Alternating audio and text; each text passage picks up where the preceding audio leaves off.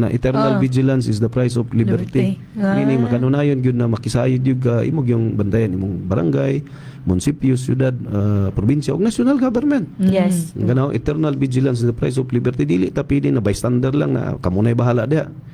Ya, katulad ikaduha day kani siya isa ka philosopher ako ding na kuan college pa ko ani si Leo Tolstoy na siya na ang katong mga nagpahimulo sa gobyerno united sila sa doing their thing na gipahimuslan ng gobyerno. So it is incumbent upon sa kaninyo na mga matinud-anon. Munang exploitation in our government tribes magpadayon din ang exploitation sa tong gobyerno kung kita nagtolerate ta. Yes. Simple lagi, logical lagi kayo. Ang atong likramo yaw-yaw ra taman pero dili nimo ma-implementar. Mo din to dayon katong kinalasan Dave. Talasan katong kana si isa ni ka pilosopera adto pa ni mga 3,000 years ago pa ni. Grabe ba? Kalkal pa na? Socrates or Plato ni? Plato. Si Plato na. Plato. Depende sa kana siya Greek na siya. Panahon pa dito na siya.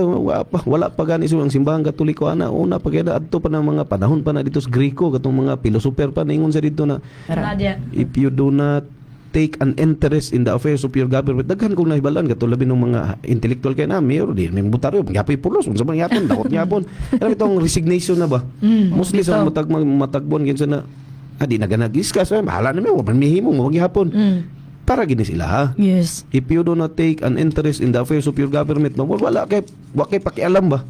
Wala kay wag ka di ka pang wala lang kay murag alof kay ka wala lang.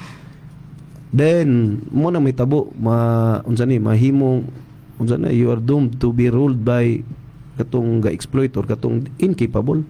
Tinuod. Kung ikaw wa kay pagpakabana munang posible na ang magdumala sa inyong lugar kulag kay balo. Tama. Gawas okay na ng kulag kay balo ang kapoy da mapahimuslanon. Ay kana. Mapahimuslanon ba niya. Ang delikado po sa kulang kay balo mapahimuslan man sa siya. Nga na rin muna nang gitawag din sa katong uban na mga kanang mga pilosoper o di katong mga nabitoy kanang expert sa mga government na doktoral na sa government na pag-eskwela. Money politics ang tawagan na. Ay mao. Money politics dili siya principled politics. Mo nang diferensya sa ato mo diri gapatigbabaw gyud ang kwarta. Kay pagpatawag lang nimo daan sa meeting snack daan di mo na mo tapok ang tao walay snack. Ya paguman gitawag biya nimo di imo tagag pang gasolina. Ana ba? Muna sa tuwa mo daw nabantayan ba ang politician man gud ang gapatapok og tao so gasto gid siya. Gasto siya so ug imong tanawon lagi ka ng kwarta. Talagsa ra maging tao na mo gasto siyang kaugalingon. So muna paglingkod dakong possibility na mamawi. Mamawi gyud. Wata kabalo na unsa ang pamaagi. Unlike sa New Zealand or other country kanang advanced gyud kay ang tao mismo ang gahugpong mo bitaw tong dito sa DP gingan ako na naba mo'y numero. Pila ko to 500 ko to katao dito singgit sila na makapalingkod ba mo og inyong gusto na isa ka leader makapalingkod nya ano ko wala man lagi so this is a challenge karon sa mga tao. Kaya ba ninyo na magpalingkod og tao kay para kung makalingkod siya mo inyong paninglan. Kaya ang election kontrata mo guna siya munang social contract ba ni kontrata ni nato na sige ikaw diha instead na kita tanan 200,000 ka tawo sa malay-balay ang mag-decide so mag-decide lang tag isa kadlaw dito nato ibutang ihap dayon mo nang naihap sa eleksyon.